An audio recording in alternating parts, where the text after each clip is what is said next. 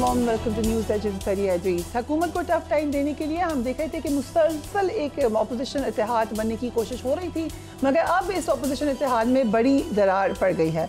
Opposition ने तहफ़्फ़ुज़ आईन पाकिस्तान के नाम से एक इत्तेहाद बनाने की कोशिश की थी और इस इत्तेहाद को JUIF की जो सहारा है उसकी ज़रूरत भी अव्वल रोज़ से ही दरकार थी। हमने देखा कि माजी में PTM का इत्तेहाद भी उसी वक्त ज़्यादा तवाना नजर आया जिस वक्त उसमें JUIF ने अपना वज़न पलड़े में डाला। मौजूदा अपोजिशन को भी ये उम्मीद थी कि धांधली के मौक़िफ़ पर हुकूमत से अलग थलग रहने वाली JUIF खुलकर अपोजिशन का साथ देगी और इस्लामाबाद में धरना भी देगी। इस मामले पर रमज़ान अल मुबारक में कई कोशिशें हुई, ताहम अब हम ये देख सकते हैं कि ये कोशिशें बेसूद साबित हुई हैं।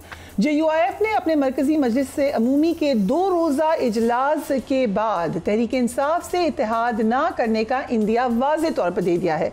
JUIF के ज़राए के मुताबिक अब ये क्लियरली नज़र आ रहा है कि PTI के साथ इत्तेहाद नहीं किया जाएगा और ना ही ऐसे किसी इत्तेहाद का हिस्सा बनेंगे जो PTI के ईमा पर बनाया जाए। JUIF पार्लियामेंट में आज़ाद अपोजिशन का किरदार अदा करती रहेगी और हुकूमत का हिस्सा नहीं बनेगी।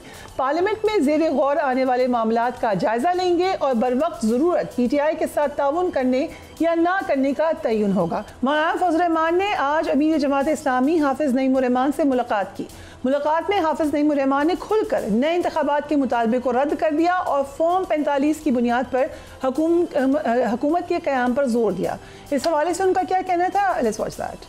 जमात इस्लामी का इलेक्शन के हवाले से मौक़िफ़ थोड़ा सा मुख्तलिफ है। धांधली पर इत्तेफाक है, धांधली हुई बल्कि धांधला हुआ, लेकिन फौरी तौर पर नए इलेक्शन का मुतालबा जमात इस्लामी नहीं कर रही और उसमें हमारा मौक़िफ़ ये है कि चूंकि एक फॉर्म 45 एग्जिस्ट करता है और वो अक्सर लोगों के पास मौजूद है, तो एक लेजिटिमेट डॉक्यूमेंट अवेलेबल है और इंतखाब को भी 1 साल हुआ है। हमारा मौक़िफ़ इसमें यह है कि उसको प्रिवेल किया जाए, एक जुडिशियल कमीशन बनाया जाए इत्तेफाक राय से और उसके मुताबिक फैसले कर लिए जाए। जमात इस्लामी ये समझती है फॉर्म 45 की बुनियाद पर फैसले कर दिए जाएं और उसके लिए दबाव डाला जाए।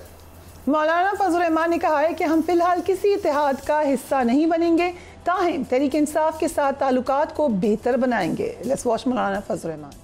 कभी भी अपोजिशन बेंचों पर ये जरूरी नहीं है कि सब इत्तेहादी भी हो, बल्कि जो गवर्नमेंट में नहीं है वो अपोजिशन में बैठता है, अपने मौक़िफ़ के साथ वहाँ बैठता है। जमीयत उलमा इस्लाम अपने प्लेटफॉर्म से जद्दोजहद जारी रखेगी। मैं इंतहा पसंदाना और शिद्दत पसंदाना सियासत वाला नहीं। PTI और हमारे दरमियान गुज़श्ता 10-12 साल इंतहाई सख्त और शदीद इख्तिलाफ के रहे हैं, लेकिन हम अब ताल्लुकात को वापस वहाँ लाना चाहते हैं जहाँ पर जमीयत उलमा इस्लाम का कभी मिजाज है, जो हम सब एक दूसरे के साथ मिल बैठने की पोजीशन में हैं और हम आज भी ये कोशिश कर रहे हैं कि हम PTI के साथ भी ताल्लुकात को दोबारा वहाँ ले जाएं कि जहाँ हम आपस में बैठकर बातचीत।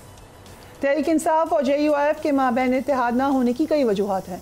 गुज़िश्ता हफ्ते रहनुमा JUIF हाफिज़ हम्दुल्लाह ने कुछ तहफ़्फ़ुज़ात का जिक्र हमारे प्रोग्राम में भी किया था, वो भी देखिए। जमीयत उलमा इस्लाम और PTI के दरमियान इस सिलसिले में मुख्तलिफ नशिस्तें हुई। लास्ट में भी जो उनको दिया गया असद कैसर वगैरह जो उसमें थे, हमारी तरफ से मौलाना इदरीस साहब वगैरह थे, उसके बाद फिर PTI की तरफ से जवाब नहीं आया। तो लिहाजा जमीयत उलमा इस्लाम और PTI के दरमियान मुश्तरकात तो है, लेकिन कुछ चीज़ें ऐसी है कि उसको तय करना ज़रूरी है अलायंस में जाने से पहले। वो चीज़ें क्या है वो तो सीक्रेट है, वो सीक्रेसी है, वो हमने दिए, लेकिन उसकी तरफ से बाल अभी उनकी कोर्ट में, उसकी तरफ से अभी तक नहा का जवाब आया है, नना का जवाब आया। साबिक वफाकी वज़ीर फवाद चौधरी ने JUIF और तहरीक इंसाफ के माबैन इत्तेहाद ना होने का जिम्मेदार पार्टी की मौजूदा क़यादत को करार दिया। Let's watch that.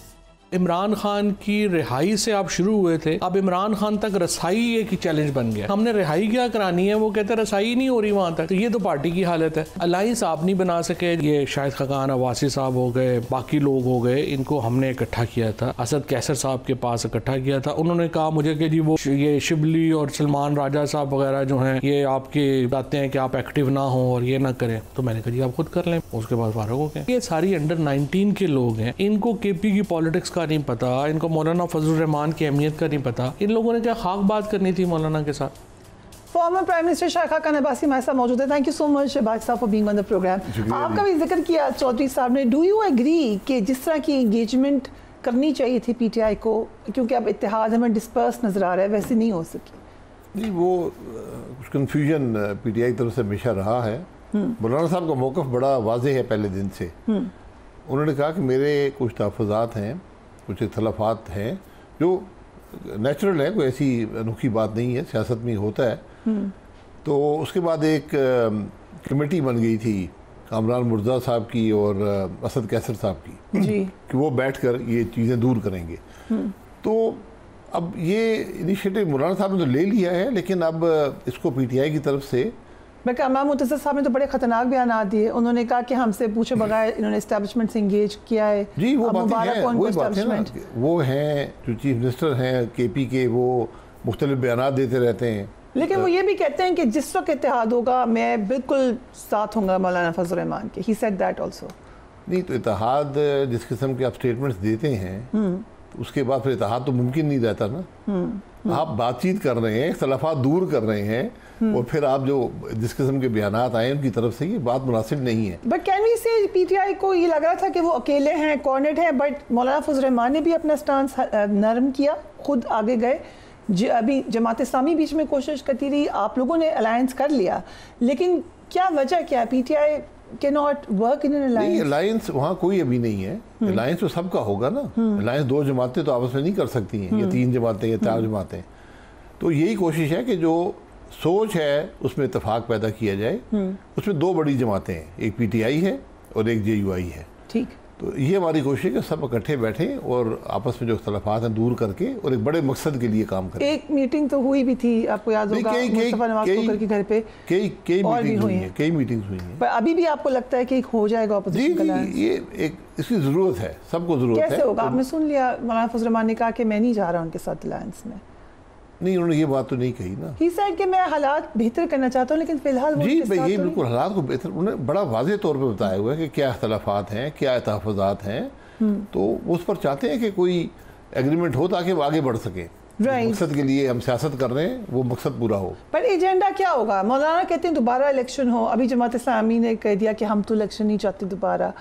आप चाहते हैं? जहाँ तक मेरा इल्म है जमात इस्लामी मीटिंग में ज़रूर शामिल हुई है, कुछ मीटिंग्स में, लेकिन उन्होंने इत्तेहाद का हिस्सा बनने पे कभी जोर मुझे इसरार नज़र नहीं आया। तो अगर वो शामिल हो तो बहुत अच्छी बात है।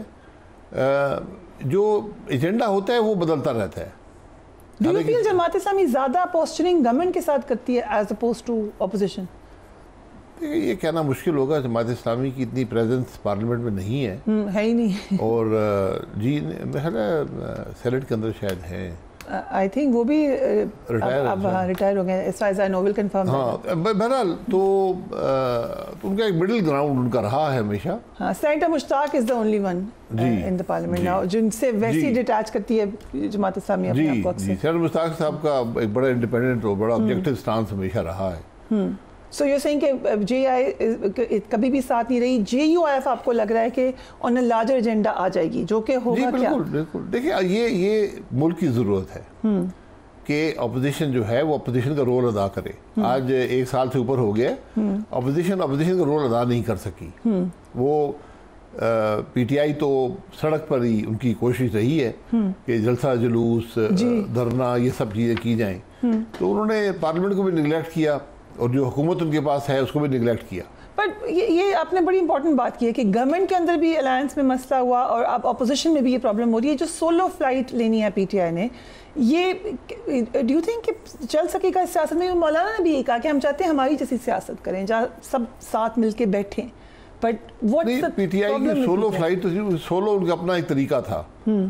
तो अगर वो अलायंस में आएंगे तो ये मुल्क के लिए भी बेहतर होगा, मुल्क की सियासत के लिए बेहतर होगा। But they are the largest, the single largest party in Pakistan. They are very popular. तो शायद इसलिए उनको लगता है कि हमें ज़रूरत। पॉपुलर भी हैं, लेकिन पॉपुलर होना काफ़ी नहीं है। आपको सोच भी चाहिए। पीटीआई जिस तरह 4 साल हुकूमत करती रही है, अगर वही सोच लेकर सियासत करेगी तो पॉपुलैरिटी तो एक हद तक आपको ले जाती है। आज पीटीआई को अपनी सोच, अपनी सियासत को भी थोड़ा रिव्यू करना पड़ेगा कि किस तरह हम मुल्क के अंदर एक निफाक की सियासत को ख़त्म करके एक ऐसी अपोजिशन बने, एक ऐसी मुस्तकबिल की हुकूमत बन सकें जो मुल्क के मामलात को हल कर सके। मीनवाइल प्राइम मिनिस्टर की मुलाकात भी हुई थी मौलाना फजल रहमान से। ऑब्वियसली गवर्नमेंट भी कोशिश कर रही है कि ये अलायंस ना बन सके। गवर्नमेंट हमेशा कोशिश करती है। मौलाना साहब बड़े क्लियर है इस मामले में। आपको ये लगता है? जी बिल्कुल। After several meetings I guess meeting बहुत सी से मीटिंग्स हुई हैं, बहुत सी मीटिंग्स हुई हैं। उससे आपको लगता है कि मौलाना गवर्नमेंट में तो नहीं जाएंगे? नहीं। राइट, सो अब फिर एजेंडा क्या होगा ऑपोजिशन का? सड़कों पे तो आने का फिलहाल कोई देखिए, एजेंडा जो अपोजिशन काम करती है, मुल्क में अल्टरनेट पॉलिसी देती है, ठीक है, मुल्क के मामलात पर बात करती है, मुल्क के मसाइल के हल देती है, अवाम की नुमाइंदगी करती है, हुकूमत की खराबियों की निशानदेही करती है। यही अपोजिशन का काम होता है, चाहे वो आप पार्लियामेंट के अंदर करना चाहें, बाहर करना चाहें, सड़कों पे करना चाहें। सड़क भी आपका एक हक होता है, जमहूरी हक है। आप जलसा करें, जुलूस करें, रैली निकालें, ये सब चीज़ें सियासत का हिस्सा होती हैं। राइट, सो हुकूमत बानी पीटीआई से मुलाकातों पर एक किस्म की कंट्रोल और अनदेखी पाबंदी लगा दी है। अब तो जिसको वो चाह रहे हैं उनकी मुलाकात हो रही है, नहीं चाह रहे उनकी मुलाकात नहीं हो रही। एटलीस्ट पीटीआई ये कह रही है।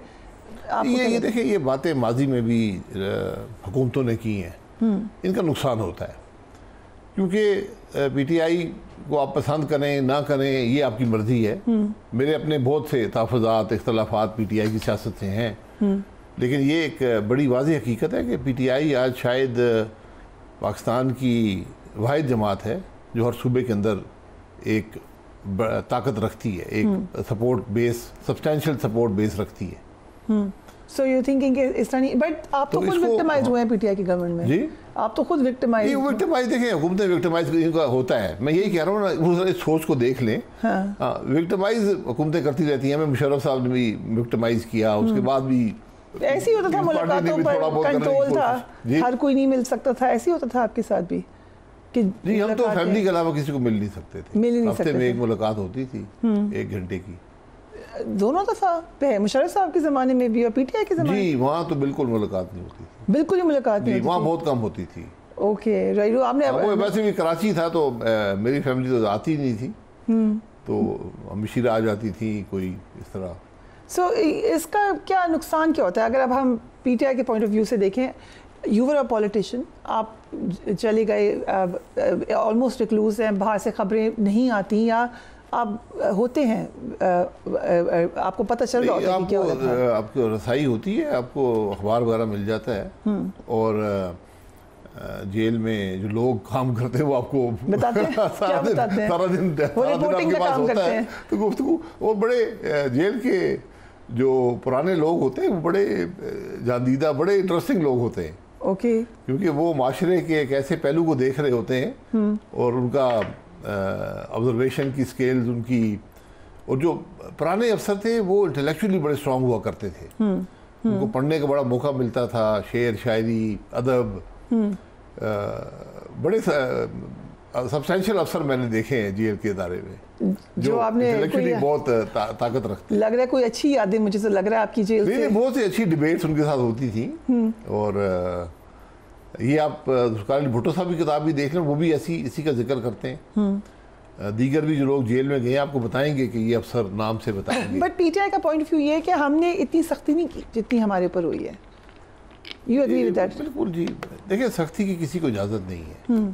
सख्ती आपने जेल में डाल दिया, इससे ज़्यादा सख्ती आप क्या करेंगे? तो ये जो छोटी मोटी ये हरकतें होती हैं, बड़ी बुरी बात है। ये करने वाले पर इसका ज़्यादा असर होता है। तो आज जो PMLN की हुकूमत है वो उनको खुद इस बारे में सोचना चाहिए कि ये बातें, आज जो हुकूमत में है कल जेल में आते हैं, ये हमारे मुल्क की सियासत है। लेकिन अब एक तासुर बन रहा है कि ये गवर्नमेंट या ये सिस्टम या सेटअप ये अब थोड़ा लंबे अरसे के लिए चलेगा पाकिस्तान में। तो लंबा अरसा पूरा ज़िंदगी गुजार लें, ताहयात कर लें, ये कोई काम नहीं कर सकते। मैं इस बात पे कन्विंस। रियली? जी, क्योंकि अब तो हुकूमत दावा कोई कर रही सलाहियत नहीं है कि 21 साल बाद PIA मुनाफा बख्श इदारा बन चुका है। उसके अलावा दीगर मामला में बिजली की कीमत कम हो गई है। माफ़ी चाहता हूँ। क्यों?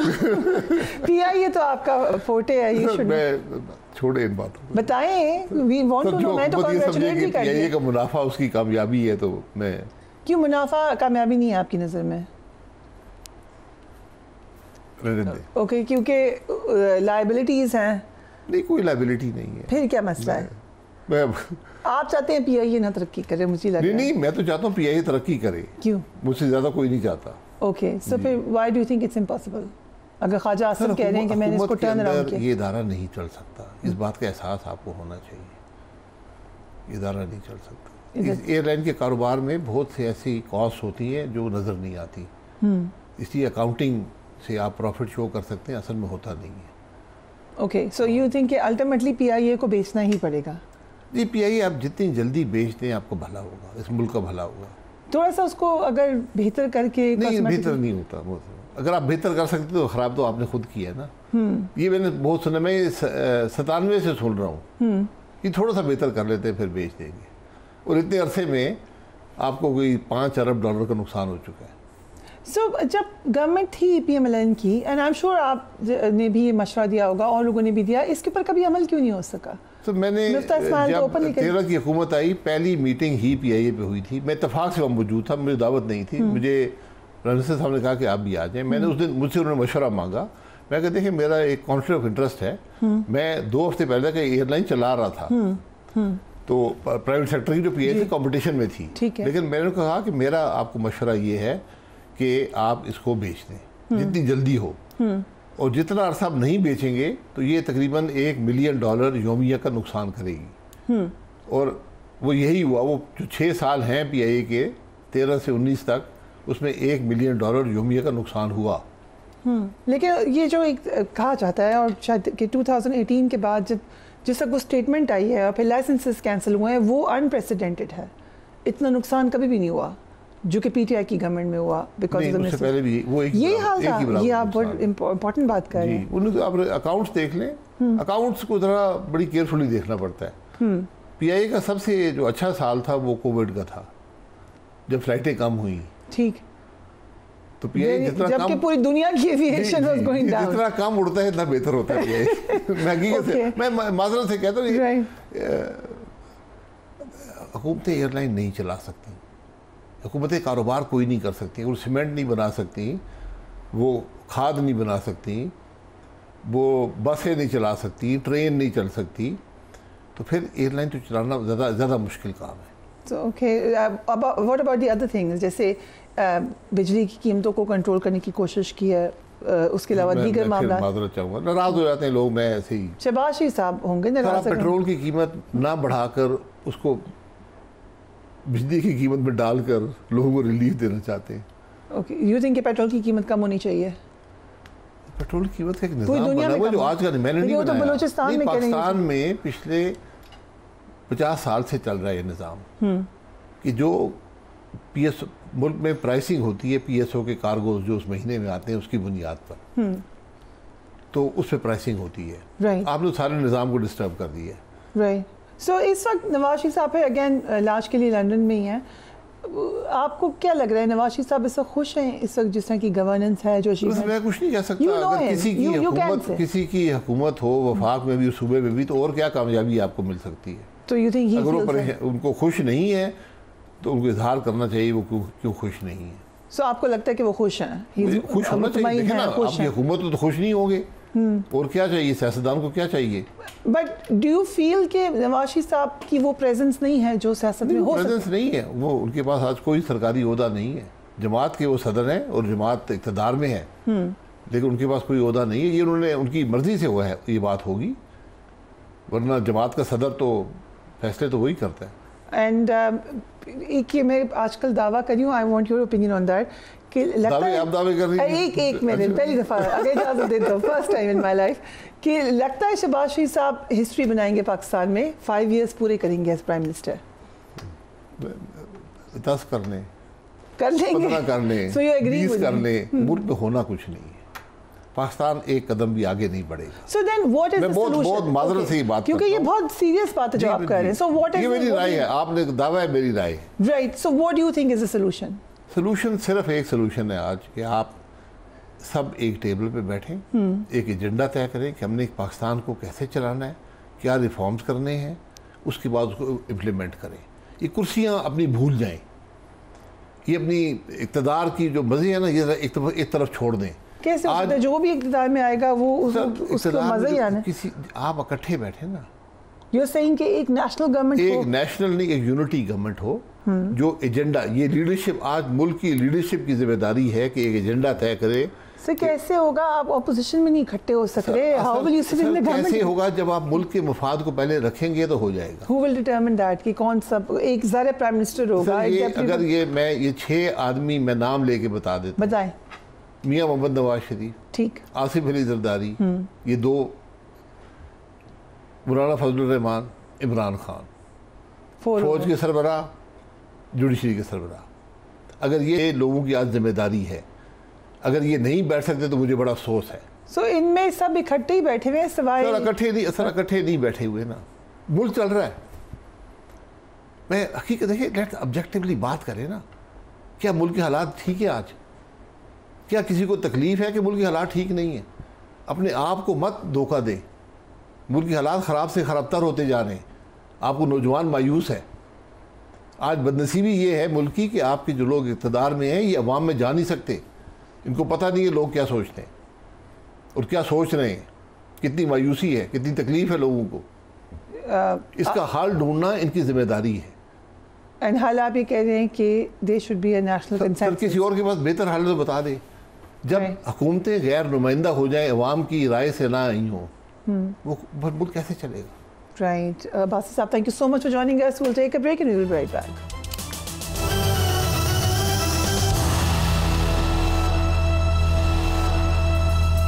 Welcome back. गंदम की फसल मार्केट में आ चुकी है, ताहम किसान मुनासिब कीमत ना मिलने पर सरापा एहतजाज हैं। हुकूमत ने तवील अरसे बाद किसानों को ओपन मार्केट के सहारे छोड़ दिया है और गंदम की जो सपोर्ट प्राइस मुकर्रर करने से भी इनकार कर दिया है। हुकूमत के इस फैसले की वजह से किसान 2000 से 2200 रुपए फी मन तक गंदम फरोख्त करने पर मजबूर नजर आ रहा है। हुकूमत ने अगरचे किसानों की अश्कशोई के लिए 15 अरब रुपए के पैकेज का ऐलान कर दिया है, लेकिन किसान इस पैकेज को ऊंट के मुंह में जीरा करार दे रहे हैं। किसान इत्तेहाद के सदर खालिद खोकर ने ऐलान किया है कि आइंदा साल किसान गंदम काश्त ही नहीं करेंगे। जरा देखिए।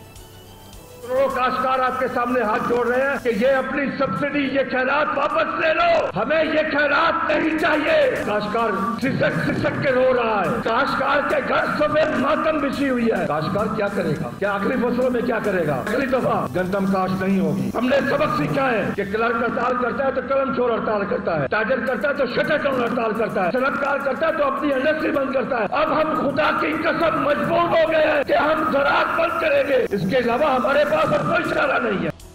वज़ीर इत्तलाआत पंजाब उज़मा बुखारी ने कहा है कि हुकूमत के पास गंदम का वाफर मकदार में स्टॉक मौजूद है। किसान अकेला नहीं है बल्कि वज़ीर आला उनके साथ हैं। जरा देखिए।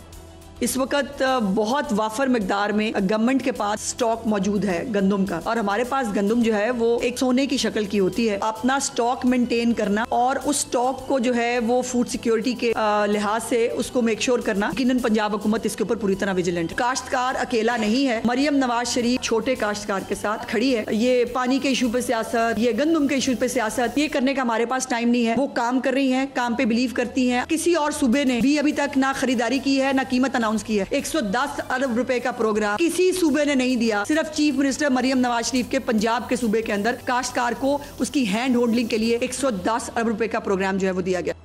दूसरी जानिब अमेरिका और चीन के माबैन तिजारती जंग उरूज पर पहुंच चुकी है। इस जंग के दौरान चीन ने दीगर ममालिक को भी खबरदार कर दिया है कि अमेरिकी सदर डोनाल्ड ट्रंप की जानिब से आयद किए जाने वाले टैरिफ से मुतालिक मुज़ाकरात के दौरान वो अमेरिका की खुशामद से बाज रहें।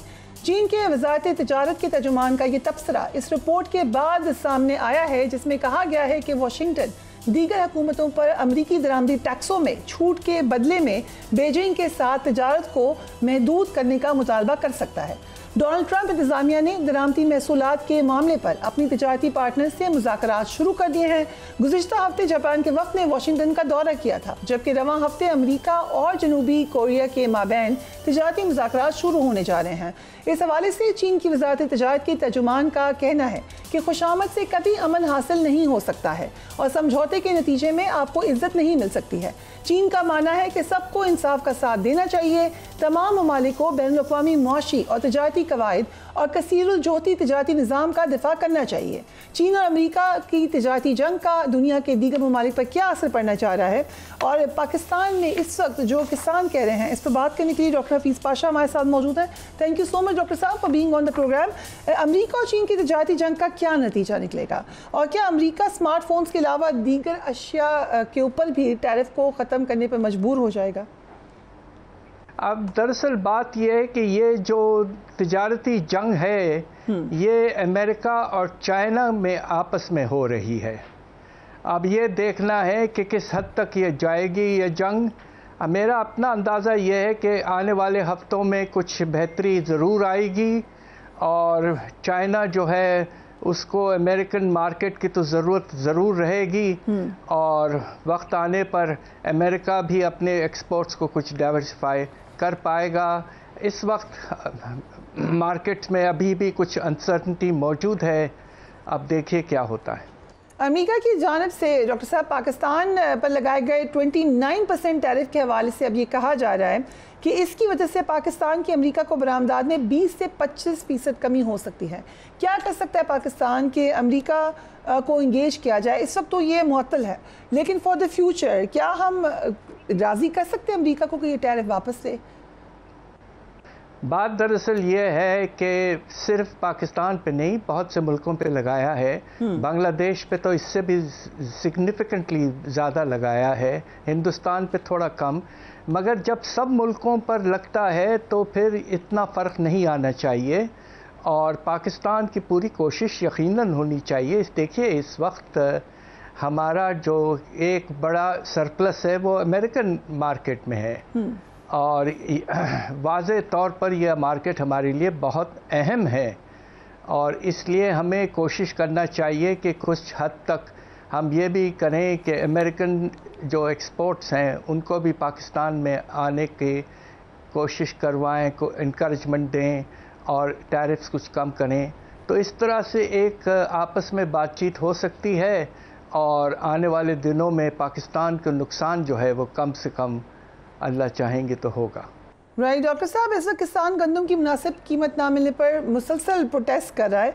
हुकूमत का दावा यह है कि उन्होंने किसान को बेहतर कीमत के लिए मुनासिब इकदाम कर लिए हैं, हमने इसको कंट्रोल कर लिया है। क्या हुकूमत का दावा दुरुस्त है या दूसरी तरफ जो हम देख रहे हैं कि प्रोटेस्ट है ये भी कह रहे हैं किसान कि हमारे पास गंदम काश्त करने के अलावा कोई ऑप्शन नहीं रहेगा? कैसे देखते हैं आप इसको? देखिए मुझे अफसोस से कहना पड़ता है कि पाकिस्तान ने IMF के साथ एक नामुनासिब सी एग्रीमेंट किया कि हम जो कीमतें हैं अपने किसानों को जो हम एडवांस में देते हैं, जिसे हम प्रोक्योरमेंट या सपोर्ट प्राइसेस कहते हैं, ख़ास तौर पे गंदम और कपास के लिए, उसको हमने रोक दिया है। ये दरअसल नामुनासिब है और हमारे किसानों को एक तरह से बड़े रिस्क और अनसर्टनिटी में बहुत इजाफा हुआ है और आप सोचिए कि इसका नतीजा क्या है। इस वक्त कपास की कीमत जो है और गंदम की कीमतें जो हैं वो बहुत कम हुई हैं। आपको हैरत होगी कि गंदम की कीमत 34% कम हुई है फार्मर के लिए कंपेयर टू लास्ट ईयर। तो बेचारे हमारे फार्मर्स जो हैं, किसान जो हैं, वो बहुत बुरी तरह से इस नुकसान को बर्दाश्त कर रहे हैं और इसका नतीजा आने वाले सीज़न में यह होगा कि काश्त भी कम होगी। तो पाकिस्तान फिर से गंदम में वाज़े तौर पर डेफिसिट में चला जाएगा। क्या इसके नतीजे में फूड शॉर्टेज भी हो सकती है फिर? जी, इसलिए कि फिर जब कीमतें बढ़ना शुरू हो जाएंगी फिर से, तो फिर खुदा न खास्ता कुछ फूड सरप्लस की और डेफिसिट की पोजीशन में तब्दील हो जाएगी। डॉक्टर साहब, एक बड़ी इंटरेस्टिंग डेवलपमेंट हुई है। पाकिस्तान में बरतानवी हाई कमिश्नर जीन मैरियट ने यह कहा है कि पाकिस्तान की मईशत को $2 ट्रिलियन तक ले जाने में शराकत दारी कर सकता है बरतानिया की मदद से। पाकिस्तान क्या इज़ दिस पॉसिबल कि पाकिस्तान की इकॉनमी को ये बूस्ट मिले? बात दरअसल ये है कि पाकिस्तान का इस वक्त जो हमारा, जिसे हम अंग्रेज़ी में GDP कहते हैं या कौमी आमदनी जो है, वो तकरीबन $400 अरब है। राइट। अब माशाल्लाह ब्रिटेन के हाई कमिश्नर ने कहा है कि ये 5 गुना तक हो जाएगा। हम सबकी दुआ है कि ऐसा हो। और ब्रिटेन जो है, जो एक ज़माने में हमारे से बढ़ाने के बजाय कम करता रहा एज ए कॉलोनाइज़र, अब वो हमें हेल्प करना चाहते हैं। उनके पास इस वक्त इतनी गुंजाइश नहीं है। UK is not as strong an economy as it use to be. तो अब ये देखिए कि क्या करने के लिए वो तैयार हैं कि 5 गुना पाकिस्तान का जो है इस वक्त कौमी आमदनी वो हो जाए, और किस अरसे में होगा। राइट, तो पाकिस्तान की तरफ से कुछ तो पॉजिटिव हमें इंडिकेटर्स नज़र आ रहे हैं। टेक्सटाइल बरामदात रिकॉर्ड सतह पर पहुंच चुकी है। रवां माली साल बरामदात में 9% का रिकॉर्ड इजाफा किया गया है, इजाफा रिकॉर्ड किया गया है। उसके अलावा बरामदात में भी मुसलसल ये कहा जा रहा है कि वो बढ़ रही है। क्या हम इसका क्रेडिट दे सकते हैं गवर्नमेंट की पॉलिसीज़ को?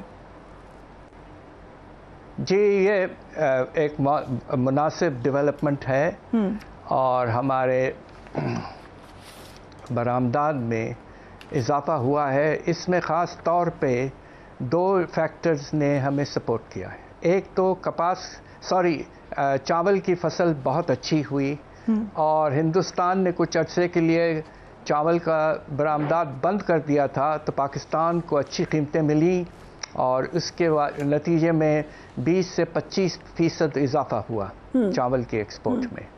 दूसरी तरफ बांग्लादेश में हालात ख़राब होने की वजह से गारमेंट्स और दूसरे टेक्सटाइल प्रोडक्ट्स में भी हमें गुंजाइश मिली है। तो ये 2 चीज़ों की वजह से ख़ास तौर पे पाकिस्तान के बरामदात में इजाफा हुआ है, जो बहुत अच्छी बात है।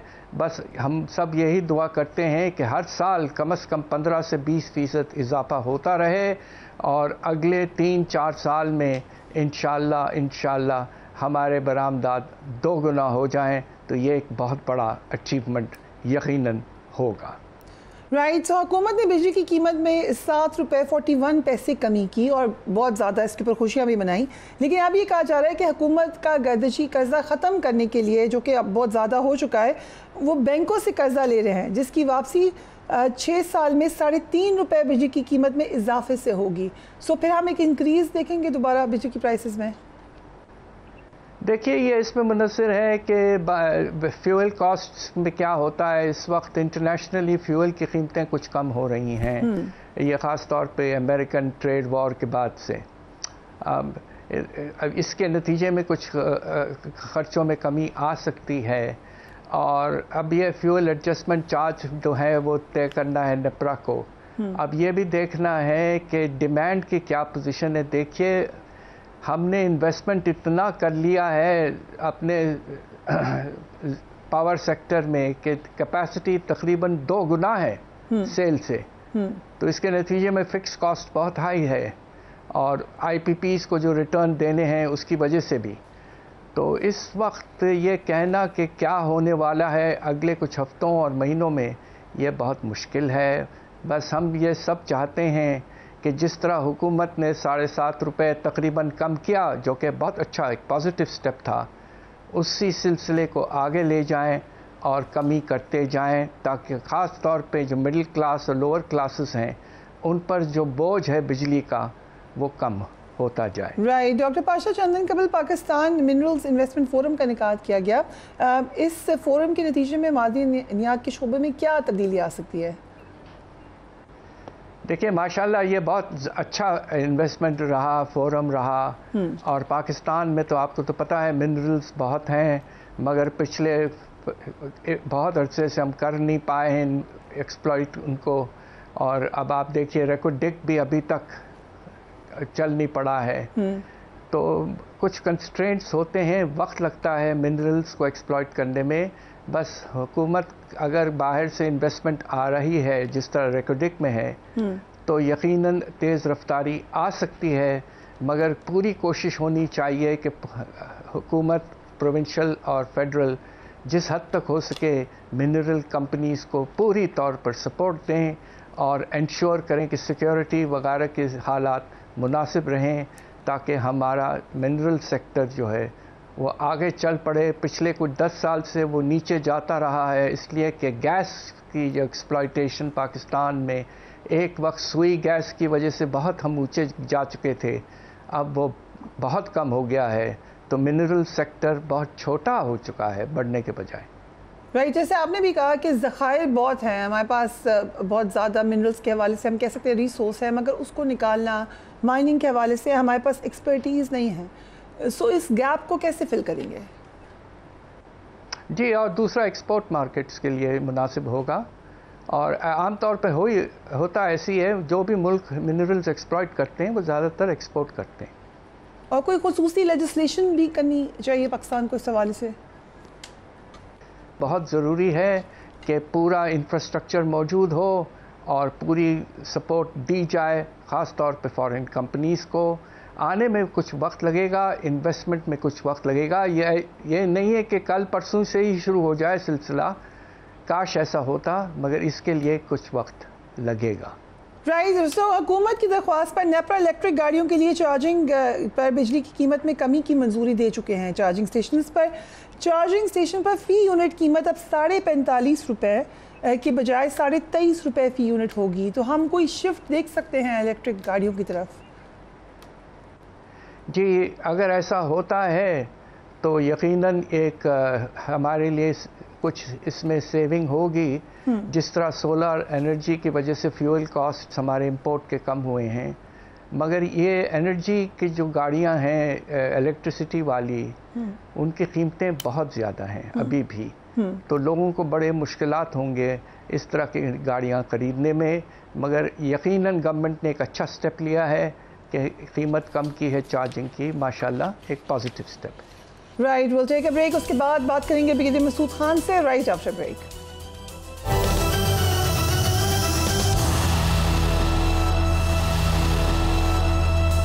And welcome back. इजराइल के वज़ीर-ए-आज़म बेंजामिन नेतन्याहू ने हठधर्मी का मुजाहरा करते हुए गाज़ा में जारी सहूनी जारियत को जंग का नाजुक मरहला तो करार दिया है, लेकिन हमास की मुस्तकिल जंग बंदी की शराइत को मुस्तरद कर दिया है।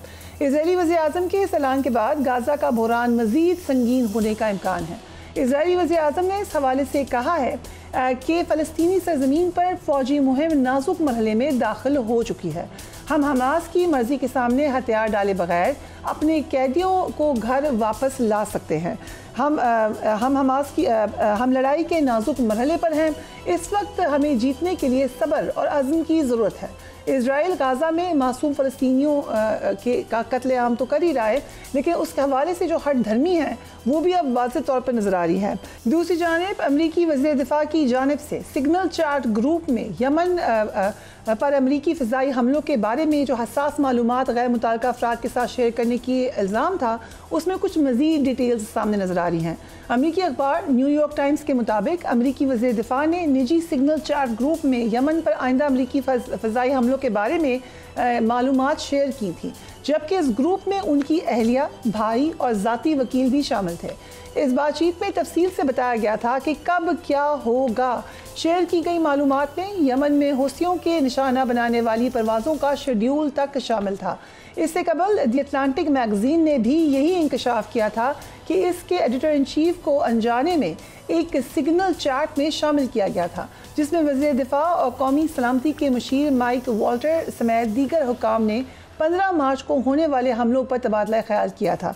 सो मज़ीद डिटेल्स आपको इसके हवाले से नज़र आ रही हैं। हम इससे बात करेंगे। ब्रिगेडियर मसूद खान हमें ज्वाइन करें। Thank you so much for joining us. Brigadier साहब, अमरीका और ईरान के माबैन जौहरी मुज़ाकरात का दूसरा अहम इम्पॉर्टेंट राउंड शुरू हुआ है। क्या आपको लग रहा है कि बातचीत के नतीजे में अमरीका और ईरान के ताल्लुकात अब स्टेबलाइज हो जाएंगे, ठीक हो जाएंगे?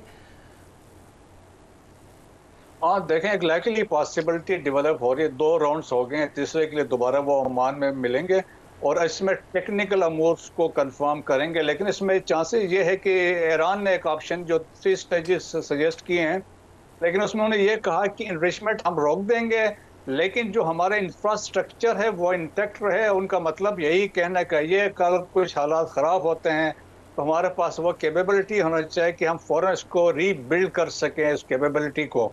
लेकिन देखिए, जब आप भी बात कर रही थी नेतन्याहू ने एड्रेस करते हुए कौम को कहा कि 1 मिलीमीटर चांस भी उन्होंने कहा हम ईरान को नहीं देंगे आपकी वो ऐसा करें। सो लाइकली है कि अंडरस्टैंडिंग हो सकती है और अंडरस्टैंडिंग में ये होगी अमेरिकन डिक्टेशन होगी, लेकिन इसमें ईरान गारंटीज मांगेगा और उसके लिए गारंटीज होंगी चाइना या रशिया की तरफ से, तो लाइकली ये एक चीज डेवलप होगी। लेकिन मेरे ख्याल में ये इजराइल फिर भी नहीं चाहता है, वो तो चाहता है कि टोटली इसको जीरो करके ये चीजें करें। लेकिन जब चाइना और रशिया दरमियान में आएंगे तो उसमें थोड़ा सा कुछ पॉसिबिलिटी होगी प्लस साइड पे ईरान को रखने के लिए।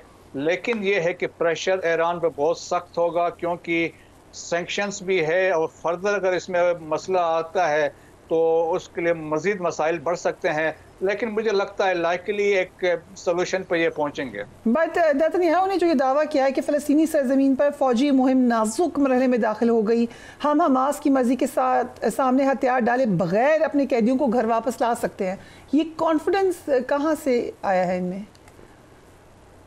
देखें, एक तो बात यह है कि अमेरिकन ब्लेसिंग्स सब इसमें शामिल हैं और उन्होंने ये भी कहा कि जी हमारी सर्वाइवल की जंग है और इसमें उन्होंने कहा था कि हम इससे पीछे नहीं हटेंगे।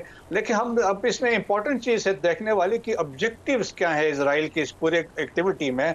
उसमें देखें कि वो चाहते हैं कि हमास वाले हमास को वो मिलिटरीली, पॉलिटिकली और एडमिनिस्ट्रेटिवली एक तो शिकस्त दें। सेकंड, वो चाहते हैं वो सरेंडर करें, अपने हथियार फेंक दें।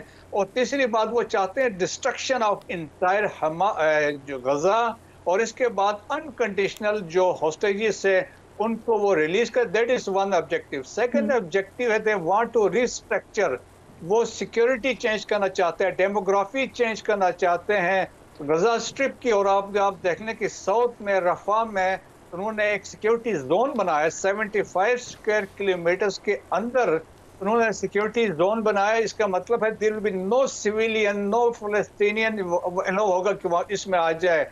तो वहाँ से जो एग्जिट था टुवर्ड्स इजिप्ट वो उन्होंने बंद कर दिया। सो उन्हें लोग लाके लाइकली फ्यूचर में ये सेटल करेंगे। That is one. सेकंड, और तीसरी चीज़ ये है क्योंकि अब जो प्रेजेंट गवर्नमेंट है, देखें ये लिक्विड पार्टी की है, फार राइट के साथ अलायंस है, वो कहते हैं this is the ideal opportunity to occupy Gaza as well as West Bank. इस अपॉर्चुनिटी को वो चाहते हैं कि इसको करें। और सेकंड, इसमें इंपॉर्टेंट चीज वो चाह रहे हैं कि एक वॉलंटरीली यहाँ से इमिग्रेशन हो, कि अगर कुछ लोग वॉलंटरीली चले जाएं, कुछ जबरदस्ती जाएं, ना हो तो उनको एक्सपेल यहाँ से किया जाए।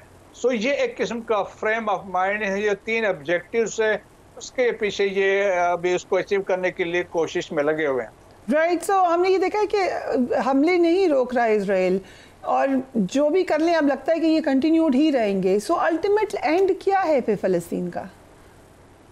देखें जी, इसका अल्टीमेट एंड जो है कार्ड जो है that is with United states. America के पास इसका बेसिकली ट्रम्प कार्ड है, ट्रम्प के पास ही है कि वो इसको रोक सकते हैं। हमने देखे अनफॉर्चुनेटली जो कायरो में समिट हुई थी अरब कंट्रीज की 4 मार्च को, उस वक्त आइडिया यही था, उन्होंने कहा रिकंस्ट्रक्शन, टेक्नोक्रेट गवर्नमेंट। तो उसको काउंटर करने के लिए इजराइल ने फेज 1 के कंप्लीशन के से पहले ही 18 मार्च को ये एक नया महाज या ओपन उन्होंने किया। तो अभी भी देखिए अरबों में इज नो यूनिटी। अगर अभी भी अगर मुत्तहिद होकर अगर एक स्टेटमेंट दें, मिल के बात करें, एक डेडलाइन दें तो पॉसिबिलिटी है। सेकंड, अमेरिका की यकीनन कोशिश होगी, अब वो प्रेसिडेंट ट्रम्प विजिट करें सऊदी अरब मई में, तो लाइकली है वहाँ पे कुछ ना कुछ वो लेके जाएंगे। और फिर अमेरिका ये भी चाहेगा कि अरब एज वेल एज जो यूरोपियंस है वो अपना एक रोल अदा करे, और ताकि वो इजराइल को प्रिवेल कर सके। Ultimately way forward is with United States. Right. So अमरीकी वज़ीर दिफा की जानिब से सिग्नल चैट ग्रुप में यमन पर अमरीकी फ़िज़े हमलों के बारे में जो सेंसिटिव मालूमात शेयर करने की बात है, अब ये मज़ीद डिटेल्स इसमें आ रही हैं, क्या एक्शन पर होना चाहिए इस हवाले से? देखें जी, जब इनकी कंफर्मेशन हो रही थी, अगर आपने देखा हो तो उस वक्त जब हेयरिंग पे जब ये सेनेट के सामने, कांग्रेस के सामने अपीयर हुए थे, तो उस वक्त भी बड़ी रिजर्वेशन लोगों ने की थी कि ये कि मैच्योर नहीं है और इसने कमांड कोई नहीं की है और सो एंड सो इस तरह की चीज़ें थी। लेकिन स्टिल वो बुलडोज हुआ, रिपब्लिकन्स ने सपोर्ट किया एंड वो ये आगे सेक्रेटरी डिफेंस लग गए हैं। अब जिस तरीके से पेंटागन का हिर्द मैन जो है सेक्रेटरी डिफेंस है, जिस तरीके से सेकंड टाइम है ये लीक वाली खबर आई है, तो जिस वजह से तो बड़े क्वेश्चन रेज हुए हैं। अमेरिका में रिपब्लिकन्स भी इसमें बड़े कंसर्न शो कर रहे हैं। अभी इनके लिए भी बड़ा प्रेशर है, ट्रम्प के ऊपर भी बड़ा प्रेशर होगा, क्योंकि इसमें क्या होगा, आल तो फर्स्ट टाइम ट्रम्प ने उनको कहा था कि नहीं, उसने जो किया है सही किया है, he is the right man. लेकिन अब प्रेशर होगा तो मेरा ख्याल में अभी डिपेंड करता है कि विद इन एडमिनिस्ट्रेशन में वो क्या करते हैं, लेकिन बहुत प्रेशर होगा इनके ऊपर। राइट। सो नायब वज़ीर-ए-आज़म इसहाक डार ने अफगानिस्तान का दौरा किया है। जो हमारी सूरत हाल है इस वक्त अफगानिस्तान के साथ, कितना इम्पोर्टेंट है ये दौरा? देखिए जी, दौरा बड़ा इम्पोर्टेंट था और इसके दौरा ये ऐसा हुआ जो बहुत सारे फैक्टर्स थे। अमेरिकन जो उनकी जो असिस्टेंस थी वो रुक गई थी, वेपन्स वाला इशू रेस हुआ था, पाकिस्तान के हार्ड स्टेट वाला कंसेप्ट भी आ गया था, डिपोटेशन ऑफ रेफ्यूजीज भी हो रहे थे, तो बहुत सारे चीज़ें ऐसी थी। फिर पाकिस्तान का प्रोएक्टिवली वो चीज़ें थी, तो उसके बाद वो मजबूर हो गए थे और प्राइवेटली फिर हमारे एम्बेसडर सादिक के 2 विजिट्स भी हुए थे और प्राइवेटली वो मानते हैं कि the major issue between Pakistan and Afghanistan इस फितना और ख़ारिश है। लेकिन अभी जो विजिट हुआ है, रिजल्ट्स तो उन्होंने कहा कि बहुत अच्छे हैं, वहाँ पे जिस तरीके से अंडरस्टैंडिंग हुई, हमने बड़े कंसेशन भी दिए हैं। लेकिन एक बात तय है कि इसके बावजूद अगर वायलेशन होती है, पाकिस्तान के सॉवरेनिटी, टेरिटोरियल इंटीग्रिटी पे मसला आता है, अफगानिस्तान से आता है, डिप्लोमेसी तो चलती रहेगी, but Pakistan reserve the right to strikes. इसके बावजूद पाकिस्तान अपने सॉवरेनिटी पे भी कंप्रोमाइज नहीं करेगा, वेदर इट इज कोई भी नेबरिंग कंट्री हो। Right, thank you so much brigadier Masood Khan for joining us. यकीनन पाकिस्तान अफगानिस्तान के मामलात सब चाहते हैं कि जो एक टेंशन है वो कम हो, और ये दौरा इस हवाले से बहुत इंपॉर्टेंट था, लेकिन पाकिस्तान की सॉवरेनिटी पर कोई भी कॉम्प्रोमाइज़ नहीं है। Do take care of yourself. अल्लाह हाफ़िज़।